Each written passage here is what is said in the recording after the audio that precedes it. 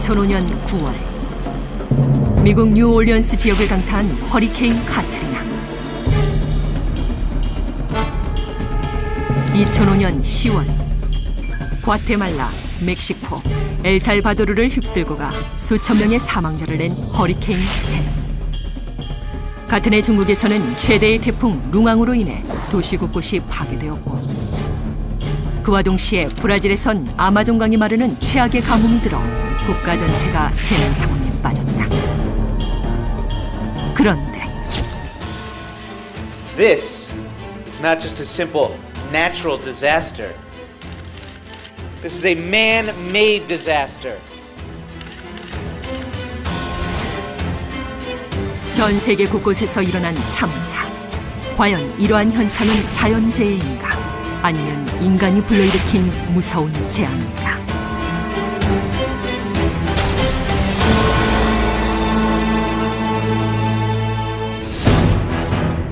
참담한 피해를 남기고 간 자연재앙들. 환경연구학자인 버클리대 조수아 디 리터이만 교수는 재앙은 단순히 자연적으로 발생한 재해로만 볼 수 없으며 인간의 이기심이 낳은 결과라고 주장했다. 그의 주장에 따르면 허리케인과 태풍의 피해가 그토록 참담했던 것은 지구온난화에 따른 기후변화로 바다 표면의 온도가 점점 높아져서 해수면의 공기가 팽창하자 기압이 올라가면서 태풍의 속도를 더욱 빨라지게 했고, 그로 인해 허리케인과 태풍의 위력이 3배 이상 증폭되었다는 것이다. 즉, 리터이만 교수는 현재 곳곳에서 벌어지는 엄청난 위력의 자연재해는 인간의 무차별적인 개발과 이기심이 초래한 결과라고 주장한 것이다. 그런데 이뿐만이 아니다. Human selfishness has made an entire nation disappear from the surface of the earth. 사라질 위기에 처한 나라는 바로 남태평양의 아름다운 섬 투발루 왕국이다. 국토 면적 26제곱킬로미터에 전체 인구 1만여 명이 살아가는 산호섬인 투발루는 위성 사진으로 보면 9개의 섬이 일직선으로 이어진 듯 보인다. 이러한 투발루 왕국은 지구에서 가장 평화로운 곳으로 불린다. 그런데 투발루는 사실 한 나라로 독립하기까지 고난의 세월을 거쳤다. 1877년 앨리스 제도라는 이름으로 영국의 식민지에 편입되었고, 이후 1892년 길버트 제도와 함께 영국 보호령이 되었다. 그리고 100여 년이 지난 1978년이 되어서야 영국 연방의 일원으로 독립할 수 있었다. 그런데 독립국이 된 투발루는 이때부터 푸나푸티를 수도로 정하고 서둘러 단계적으로 발전 계획을 실행해 갔다. 그 결과 산림이 있던 자리에는 정부 청사와 공항이 건설되었고, 산호섬의 일부를 무리하게 깎아낸 자리엔 활주로가 생겨났다. 그런데 개발이 진행된 뒤부터 조금만 비가 내려도 투발루 국민들은 가옥 1층에서 살 수 없을 정도로 엄청난 피해를 입게 되었다. 그런데 얼마 후 놀라운 결과가 발표되었다. 투발루에서 현장 탐사를 벌인 연구학자들에 따르면 해발 고도가 3.7m에 지나지 않는 투발루의 해수면이 개발 이후 매해 5.3mm씩 증가하는 위협적인 수치를 보였다고 한다. 이미 투발루는 개발과 동시에 바다로 가라앉고 있었던 것이다. 그렇다면 투발루가 바다에 가라앉게 된 원인은 무엇일까? 연구학자들은 먼저 도심 개발로 인해 황폐화된 산림을 원인으로 들었다. 산림이 황폐화되자 투발루의 해안선은 거센 바람이 불면 높은 파도가 일어 해안선의 토양이 휩쓸려가는 해안 침식이 일어났고, 이때 개발 오염 물질이 섬 주변 바닷속까지 퍼져나가자 산호가 하얗게 죽어가는 백화 현상으로 이어졌다는 것이다. 특히 산호섬인 투발루는 태풍과 해일로부터 보호하는 1차 방어선이 상이었다. 그런데 산호가 죽어버리자 투발루는 자연재해에 무방비 상태로 노출될 수밖에 없었고, 그 피해 규모를 키웠던 것이다. 그렇게 해서 평화롭던 투발루 왕국은 점차 바닷물에 침수되었고, 급기야 국토의 90% 이상이 바닷물에 잠겨버렸다. 그러자 2001년 I am now making the formal announcement. We are abandoning the territory of Tuvalu. 결국 투발루 정부는 국토 포기를 선언했다. 생명을 위협받고 겁에 질린 투발루 사람들은 한순간에 국토를 잃어버렸고 각지로 내몰리게 된 것이다. 아름답고 평화로웠던 산호섬 투발루. 예전의 모습은 온데간데 없이 투발루는 바닷물에 잠겨 곧 섬 전체가 수장될 위기에 처해 있다. 인간의 이기심이 만든 또 하나의 재앙이 발견되었다. Hey, come here. Do you see these?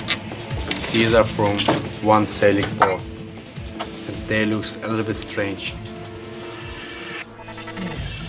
1997년 미국 해양연구실에는 태평양 인근으로 조업을 나갔던 어선에 잡힌 이상 물고기들이 속속 접수되어 들어왔다. Usually this is with strangers. 이상 물고기들은 가오리와 각종 어류들이었는데 해부 결과 어류의 몸속에서 플라스틱 알갱이들이 나왔고 심지어 그중 한 마리의 체내에는 무려 84개의 플라스틱 조각이 들어있었다.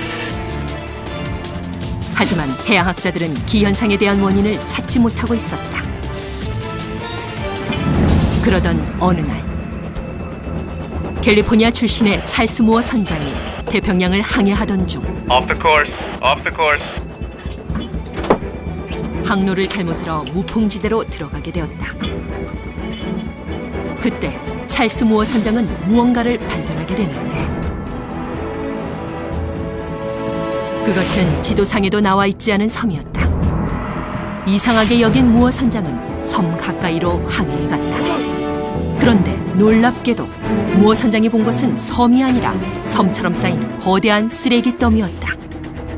과연 무어 선장이 발견한 쓰레기 섬의 실체는 무엇일까? 태평양 한가운데에 떠있는 쓰레기 섬은 모두 2개였다. 그중 하나는 태평양 서쪽 샌프란시스코와 하와이 사이에 형성된 텍사스주의 2배 넓이였고 또 하나는 태평양 동쪽 일본과 하와이 사이에 형성된 한반도의 6배에 달하는 거대한 규모였다. 이후 연구팀은 쓰레기 섬을 현장 탐사하며 곧바로 조사에 착수했는데 섬을 형성한 쓰레기는 각질 제거제의 스크럽 알갱이, 맥주팩, 페트병 뚜껑, 폴리스틸렌 포장, 음식을 쌌던 랩 조각, 검은 비닐봉지, 버려진 그물 등으로 이루어져 있었다. 쓰레기 섬의 90%가 인간이 버린 비닐과 플라스틱인 것이다. 게다가 이런 플라스틱 쓰레기는 바닷속 플랑크톤과 6대1의 비율로 섞여 마치 죽과 같은 상태를 하고 있었다. 그렇다면 어떻게 태평양 한가운데에 이토록 어마어마한 규모의 쓰레기 섬이 만들어진 걸까? 쓰레기 섬이 형성된 곳은 북태평양 아열대 환류.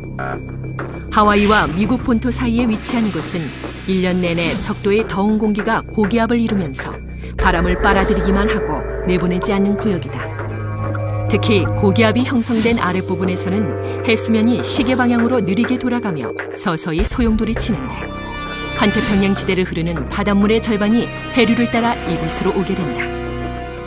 그런데 바로 이 지점에서 해류가 급격히 느려지자 해류를 따라 해양을 떠돌던 쓰레기들이 한 곳에 갇히게 되어 쓰레기 섬이 만들어졌던 것이다.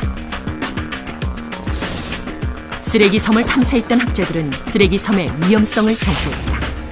이 쓰레기 섬이 천천히 움직이면서 바다 생물들을 희생시키고 때로는 바닷가로 밀려들어 부근을 거대한 쓰레기 매립지로 만드는 재앙을 일으킬 가능성이 높다는 것이다.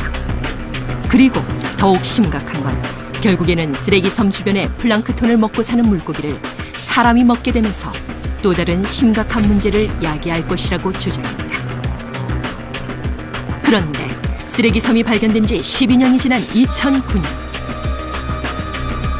노스캐롤라이나 대학의 해양학자 보니 몬텔리오니가 쓰레기 섬을 다시 찾아가 조사했다. 그런데 놀랍게도 쓰레기 섬의 면적은 2배로 늘어나 있었다. 뿐만 아니라 물에 녹지 않는 살충제, DDT와 폴리어마 비닐, BCP를 포함한 강력한 독성 물질도 이전보다 2배 이상 늘어나 있었다. And now, the garbage will cover all ocean or earth. So, our sea will be the ocean or this. 쓰레기 섬을 연구했던 몬텔리오니는 대서양 사르가소 해역에도 쓰레기 섬이 만들어져 있으며 지구 곳곳에 형성된 쓰레기 섬을 포함하면 전체 대양의 부유 쓰레기는 북태평양 환류 쓰레기 섬의 5배에 달할 것이라고 밝혔다. 그리고 이대로 방치한다면 전 세계 해역은 죽음의 바다가 될 것이라고 주장했다. 그렇다면 위험이 도사리는 쓰레기 섬을 없앨 방법은 없는 것일까? 환경그룹 프로젝트 카이세이는 디젤 연료로 부유 쓰레기를 태워 없애는 방안을 모색했다. 하지만 쓰레기의 주를 이루는 플라스틱은 태워도 독성이 그대로 가라앉았고 쓰레기의 양이 너무나도 방대해 통째로 옮길 수도 없는 실정이라 어떤 해결 방법도 찾지 못하고 있다. 그렇게 손쓸 방법을 찾지 못한 지금 쓰레기 섬은 더욱 거대하게 쌓여가고 있다. 그리고 전 세계 해안 곳곳에서 유령처럼 떠다니는 또 다른 쓰레기 섬들이 속속 발견되고 있다. 인간의 편의와 이기심 때문에 생겨난 참혹한 재난 사건들. 지금 한순간 편하고자 오염시킨 자연은 언제 인간을 노리는 부메랑이 되어 재앙으로 되돌아올지 모른다.